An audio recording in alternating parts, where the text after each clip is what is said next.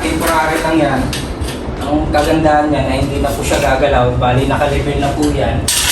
Lalagyan na po natin siya dito ng mga bracing.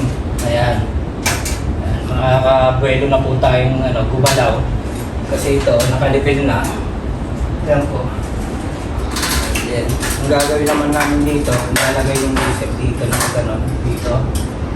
Kaya kung may tansi po kayo, ayan, maganda rin.